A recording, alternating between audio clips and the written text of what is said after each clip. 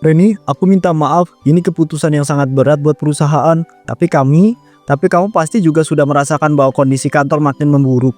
Perusahaan sedang melakukan pemangkasan besar-besaran dan kamu termasuk yang harus kami lepas. Tapi Pak, kenapa saya? Saya kan gak pernah telat kerja.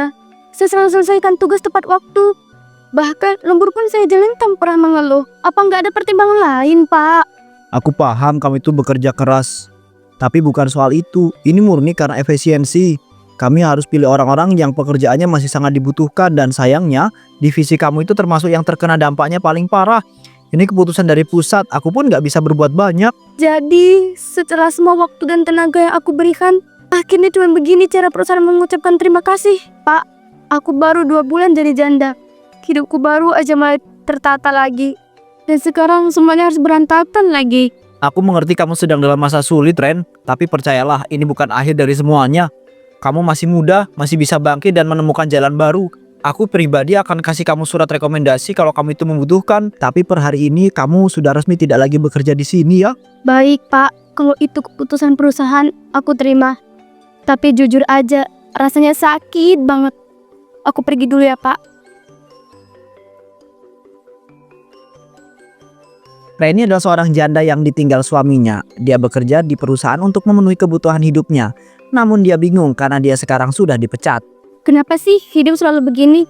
Dulu aku pikir kehilangan suami adalah yang paling menyakitkan. Tapi ternyata kehilangan pekerjaan ini juga sangat menyedihkannya.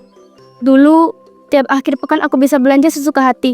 Beli tas, sepatu, makanan di restoran mahal. Semua itu seolah gak pernah cukup. Dan sekarang, bahkan buat beli kopi aja aku harus mikir 2 kali. Mungkin ini karma ya. Selama ini aku terlalu sibuk menikmati dunia. Sibuk pamer gaya hidup. Sibuk tampil wah di media sosial. Tapi ternyata aku malah terjebak. Uang habis, kerjaan hilang. Dan sekarang aku sendirian. Bahkan untuk menangis pun aku gak tahu harus bercerita ya apa. Tiba-tiba datang penjual sostel.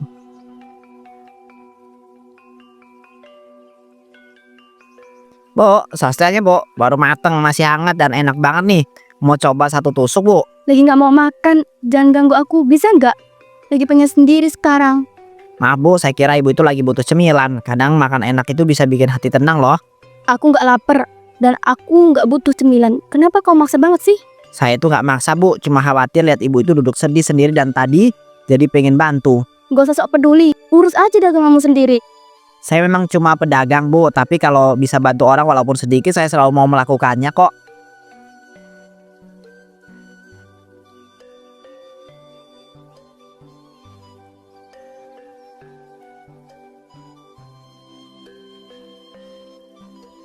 Kenapa kau masih di sini? Bukan yang pergi. Aku bisa kok sendiri. Saya bawa 1 tusuk buat ibu nih, gratis dan saya makanlah.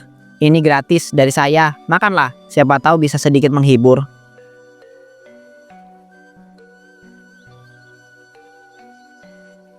Kamu beneran mau kasih ini? Gratis? Buat aku? Tapi kenapa kamu peduli sih? Karena saya juga pernah susah bu. Pernah merasakan sendirian di waktu itu ada orang yang baik bantu saya. Terima kasih ya. Aku gak nyangka. Padahal aku sempat bentak kamu tadi. Gak apa-apa bu, mungkin ibu cuma butuh didengar. Kadang kita cuma butuh sedikit perhatian orang lain. Sostel ini wangi banget. Baru sekarang aku merasa ada yang tulus sama aku. Kalau cuman sepotong cemilan. Kalau ibu butuh tempat cerita ya saya sering jualan di taman. Terima kasih banyak mas. Aku Reni. Mungkin nanti aku akan cari kamu. Sekali lagi terima kasih ya. Penjual sostel itu kemudian pergi.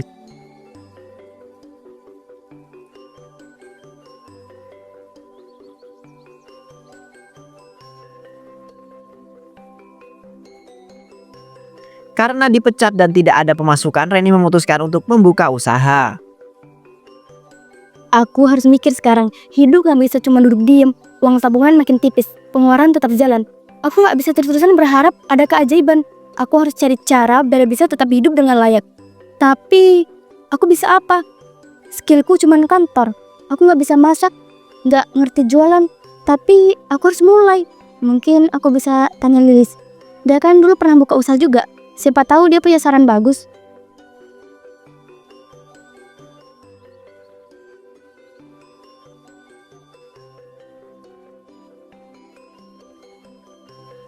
Dia selalu menelpon temannya, Lilis, untuk meminta saran.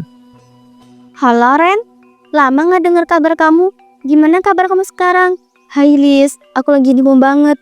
Aku baru di PHK dan sekarang aku harus muter otak buat cari pemasukan. Astagfirullahaladzim, aku ikut sedih dengernya. Tapi kamu kuat Ren, pasti bisa bangkit. Sekarang kamu ngapain? Nah itu dia, aku belum tahu, makanya aku hubungi kamu. Kamu ada saran gak? Aku enaknya usaha apa gitu? Sekarang yang lagi viral itu Sostel Ren. Banyak yang buka dan ramai banget. Untungnya juga lumayan. Sostel ya? Unik juga. Dan kebetulan tadi aku dikasih sostel sama bapak-bapak. Nah, itu pertanda tuh. Kamu bisa mulai dari situ. Beli peralatan, latihan dulu, baru mulai buka jualan. Iya, aku juga ngerasa gitu. Mungkin ini jalan aku. Buka usaha sostel biar hidupku bisa jalan lagi. Aku dukung Ran. Nanti kalau kamu butuh bantuan resep atau alat, aku bantu cariin ya. Makasih banyak Lis, serius. Aku jadi semangat lagi. Tadi aku udah sempet ngerasa semuanya udah selesai. Jangan nyerah Ren. Hidup kadang emang nyakitin. Tapi kita juga bisa bikin babak baru sendiri. Kamu pasti bisa.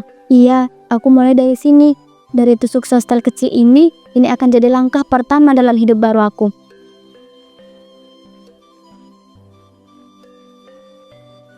Keesokan harinya Bu Reni pergi ke grosir untuk membeli bahan-bahan. Bismillah, ini langkah pertama. Aku pakai uang tabungan buat belanja bahan. Harus bijak untuk semuanya. Sosis ukuran sedang aja deh. Gak mahal, tapi cukup enak. Modal hemat. Hasil harus maksimal.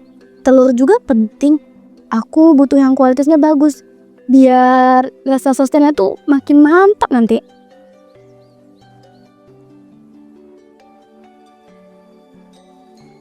Selamat pagi Bu, ada yang bisa saya bantu untuk saya pilihkan atau Ibu sudah tahu yang dicari? Aku udah nemu Mas, mau usaha kecil-kecilan soalnya. Wah, semangat ya Bu, sekarang banyak juga yang mulai usaha sostel, lagi naik daun soalnya sekarang.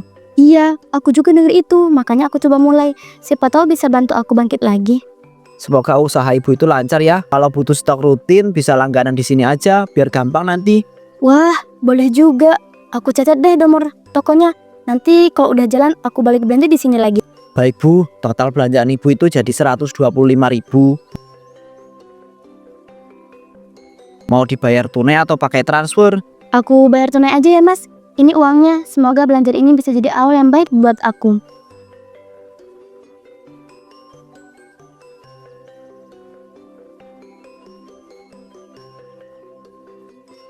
Amin Bu, semoga usaha Ibu laris manis. Terima kasih belanjanya, semangat terus ya.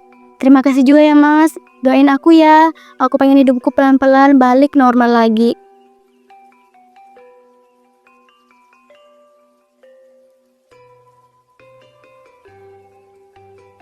Keesokan harinya Bu Reni lalu berjualan sostel. Aduh, panas banget ya Allah. Tapi demi hidup, ya begini nasibnya Bu Reni sekarang. Aduh, dulu bisa duduk manis di ruangan ber-AC. Sekarang malah berdiri di tengah terik matahari sambil muter-muter sosis. Aduh, hidup. Loh Bu Reni sekarang jualan sostel ya? Wah, rajin banget Ibu sekarang. Saya kira Ibu itu masih kerja di perusahaan yang itu. Duh, Pak Budi, jangan bahas itu deh. Perusahaan itu udah kayak mantan, bikin sakit hati. Sekarang Ibu udah tobat, udah beralih profesi, jadi pejuang sostel sejati. Waduh, penjual sostel sejati katanya. Tapi aroma sosis bakarnya tuh Bu, bikin lapar. Ada rasa apa aja nih? Iya dong, masa sostel bisa aja? Iya dong, masa sostel biasa aja? Nih ya, ada rasa pedas menggoda, keju meleleh, sama rasa manis gurih yang cocok buat anak-anak. Pokoknya lengkap lah, bisa milih sesuai suasana hati. Wah, menarik banget tuh. Jadi pengen nyobain satu deh. Kasih saya yang pedas menggoda itu Bu, biar semangat kerja lagi. Sip, satu sostel pedas menggoda. Coming sound buat Pak Budi tercinta. Tunggu sebentar ya Pak. Ibu bakar dulu biar matangnya pas, nggak gosong tapi tetap menggoda. Tak lama kemudian banyak pelanggan datang. Pulani, beli cocel kartu, boleh Tan? Aku sama teman-teman pengen nyobain soalnya, baunya enak banget. Boleh banget dong. Sini. Ibu lagi semangat nih jualannya. Mau rasa apa nih kalian? Ada rasa pedas, keju, atau yang manis-manis? Aku mau yang keju ya Bu, katanya temenku enak banget, sampai ngiler kemarin. Kalau aku mau yang keju, Bu. Katanya temanku enak banget sampai ngiler kemarin. Sip, Ibu siapin dulu sostel. Rasa keju penuh cinta buat kalian berdua. Tunggu sebentar ya. Makannya harus pas, baru keju meleleh di mulut. Wah, Bu Reni baru buka aja udah rame ya. Ternyata usaha sostel ini bisa bikin jalan rezeki juga ya. Iya Pak, saya juga nggak nyangka ternyata sostel bisa bikin saya ngerasa hidup lagi. Dulu duit budget cuma numpang lewat berbeli tas branded. Sekarang setiap 1.000-nya berasa kayak emas kalau udah masuk ke kotak uang. Nah, yang penting halal Bu. Dan dari yang saya lihat sekarang Ibu udah nemuin tempat baru buat berdiri tegak lagi. Betul Pak, betul banget. Kalau hidup bikin kita jatuh, kita balas dengan mie sosis sampai matang. Hahaha. Dan akhirnya hari itu juga hari pertama jualan Bu Reni mendapatkan banyak sekali keuntungan.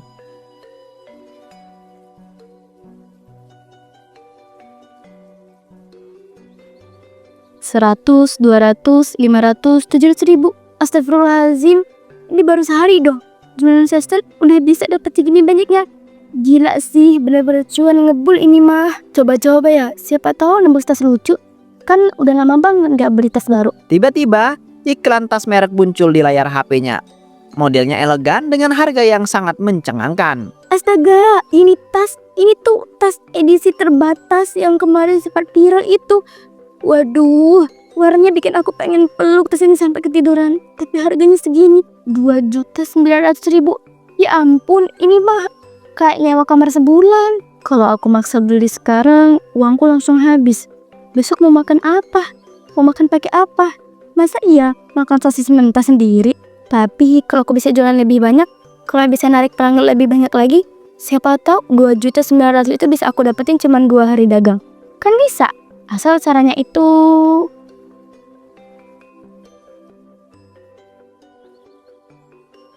Bu Reni terus memikirkan cara biar bisa mendapatkan untung lebih banyak. Kemudian memutuskan untuk menaikkan harga jualnya. Nah, ini baru namanya usaha berkelas. Sostel harga 15.000. Udah kayak makan di kafe. Tapi yakin deh, orang tetap bakal beli. Soalnya rasa sostelku kan nggak ada yang lawan.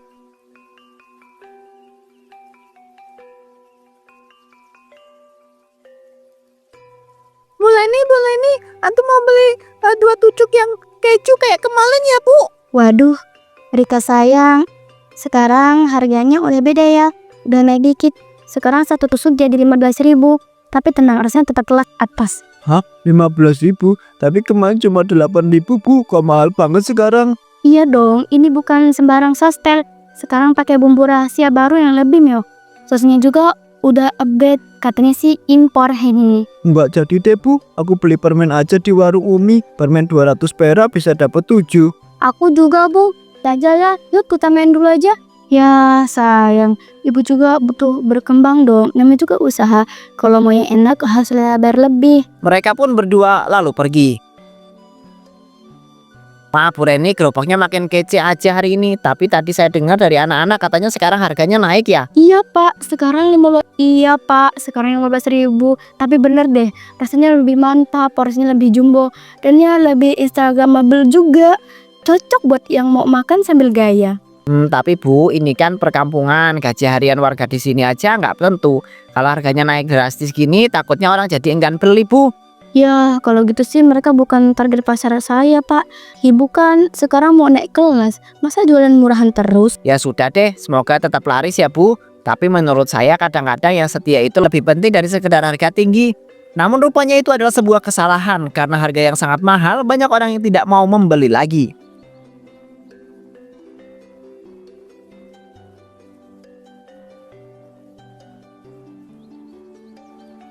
Lah, kok sepi? Masa sih satu pun gak ada yang mampir? Biasanya anak-anak kampung rame banget tiap sore.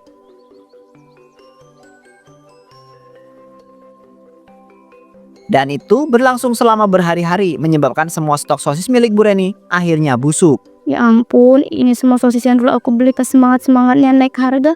Sekarang malah jadi bangkai makanan. Mana bisa aku balik ke modal kalau begini caranya?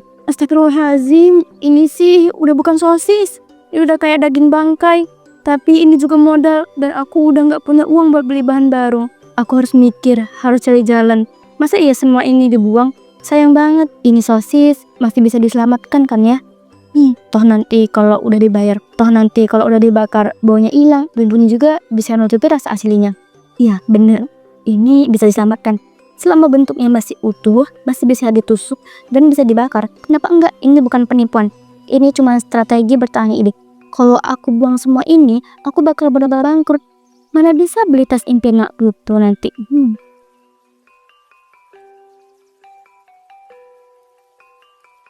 Bu Reni menggunakan sosis itu untuk dijual lagi meskipun sudah busuk. Bu Reni menjualnya dengan harga yang sangat murah agar banyak orang yang tidak curiga. Sostel murah meriah buatan Bu Reni, cuman 5 ribuan aja. Rasanya dijamin makin ketagihan. Buruan sebelum habis ya. Tak lama banyak pelanggan yang kembali berkumpul mendengar harga yang murah tersebut. Bu Reni, ini beneran. Cuma 5 ribu satu tusuk. Yang bener aja. Kemarin aja 15 ribu. Iya dong. Ibu sadar kok. Harga kemarin itu emang terlalu tinggi. Jadi sekarang ibu bikin promo spesial buat kalian semua. Biar kalian bisa makan enak tanpa bikin kantong kempes. Wah, mantap banget nih, aku beli 3 Bu. 1 buat aku, 1 buat adik, 1 buat nanti sore. Aku juga Bu. 2 ya. Yang keju sama yang pedas. Wah, Bu Reni ramai juga nih dagangannya sekarang, ganti strategi ya. Iya Pak, saya sadar. Dan itu harus peka sama keadaan. Kalau mahal terus, ya siapa juga yang mau beli. Jadi sekarang saya kembali ke harga rakyat. Tapi tetap pakai hati. Saya coba 2 ya Bu. 1 yang pedas, 1 yang manis. Anak saya dari tadi di rumah merengek pengen beli juga. Gara-gara dengerin temennya. Wah senangnya dengar gitu. Tenang aja Bu. Semua sostel ibu bakar dengan cinta dan bumbu rahasia. Bu, ini rasanya beda ya. Tapi aku suka. Bumbunya banyak banget. Iya dong. Itu karena ibu sekarang pakai teknik baru. Dan lebih meresap dan lebih menggoda lidah.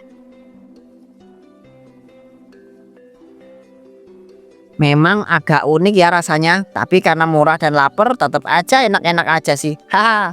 Akhirnya pada sore harinya habis semua dagangan milik Bu Reni.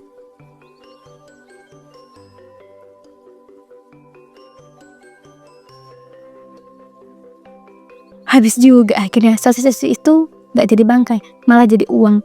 Ini baru namanya strategi cerdas. Dan tinggal sedikit lagi uang tas impianku lengkap. Ludes, gila, aku gak nyangka bakal secepat ini. Orang ternyata memang suka promo, mau sosis bekas atau segar.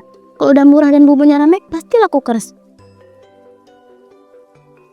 1 juta, 2 juta, 2.200.000. Dikit lagi tas impian, tunggu aku. Lalu setelah menghitung keuntungan, dia hendak membeli sosis baru. Namun dari jauh dia melihat pemilik grosir sedang membuang sosis busuk di tempat sampah. Hari ini harus beli sosis baru. Modal udah kumpul lagi. Jadi dagangan mesti lebih bersih, lebih aman. Dan siapa tahu bisa naik harga dikit. Loh, itu kan Pak Tumuji, pemilik grosir sosis itu. Dia lagi ngapain di situ? Ini sosis sudah 2 hari kena listrik padam, suhunya nggak stabil, jadi baunya begini. Gak bisa dijual, bisa diprotes pelanggan kalau nekat. Ini peluang. Sosis itu masih utuh. Cuman baunya doang yang menyengat. Kalau aku bisa akalin dengan bumbu kayak kemarin, siapa juga yang bakal tahu. Setelah Pak Tarmuji pergi, Bu Reni mengambil sosis busuk tersebut. Mengambil yang dibuang, ini bukan mencuri, ini cuma nyelamatin makanan dari mubazir.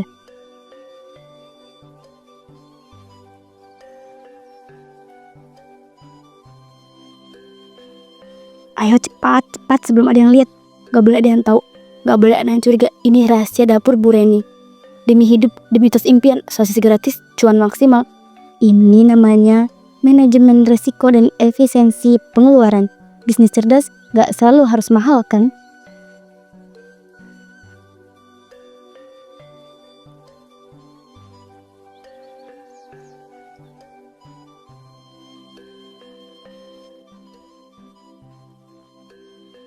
Bu Reni sangat senang karena akhirnya dia bisa membeli tas mewah yang dia idam-idamkan meskipun uang yang dia dapatkan dari cara yang haram. 50.000, 100.000, 200.000, 400.000.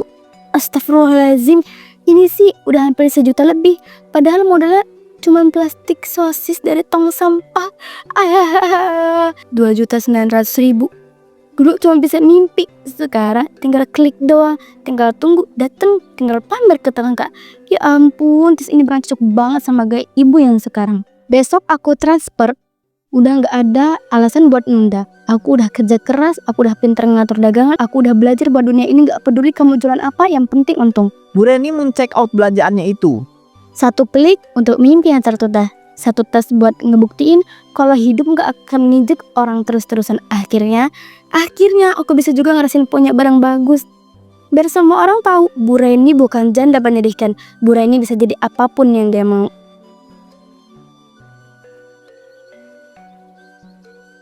Namun banyak orang yang akhirnya merasakan efek samping memakan dagangan milik Bu Reni. Mereka lalu mendatangi rumah Bu Reni untuk meminta tanggung jawab. Bu Reni nih keluar. Kita mau bicara baik-baik ini Bu Reni. Ada apa ini rame-rame? Kok pada ngumpul di rumah saya? Kayak mau demo. Anak saya muntah-muntah, Bu. Sejak makan sosta dari ibu kemarin sore. Bukan cuma dia, anak tetangga juga sama. Perutnya pada mulus semua. Kami sudah kumpulkan data. Hampir 12 warga alami keracunan makanan. Dan semua baru terjadi setelah makan sostel dari gerobak ibu. Wah. Jangan main tuduh gitu dong Pak RT. Saya dagang pakai hati, bukan pakai niat jahat. Sosis yang saya pakai tuh dari bahan terbaik. Mana mungkin bikin orang keracunan. Ibu jangan pura-pura ya. Kami tahu ibu itu pernah mengambil sosis bekas dari pasar. Ada yang lihat ibu bawa kantong plastik dari dekat tempat sampah. Siapa yang bilang begitu? Bohong semua. Saya nggak pernah pakai bahan busuk. Demi Allah, saya bukan pelakunya. Kalau ibu yakin, bersumpah kalau ibu nggak pernah jualan pakai sosis busuk. Kalau bohong, biar Allah kasih balasan langsung. Saya bersumpah demi Tuhan yang Maha Tahu. Kalau saya memang penjual sosis pakai sosis busuk, maka biarkanlah tubuh saya ini berubah menjadi sosis busuk. Kalau saya berdusta, biarlah langit menghukum saya sekarang juga. Langit tiba-tiba mendung dan petir menyambar Bu Reni, mengubahnya menjadi sosis busuk.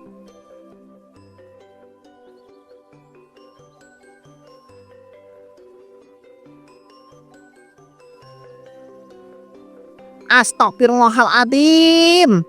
Dia benar-benar berubah jadi sosis busuk. Itulah azab. Azab bagi orang-orang yang berdusta dan menipu masyarakat. Tuhan tidak pernah tidur. Dia melihat segalanya.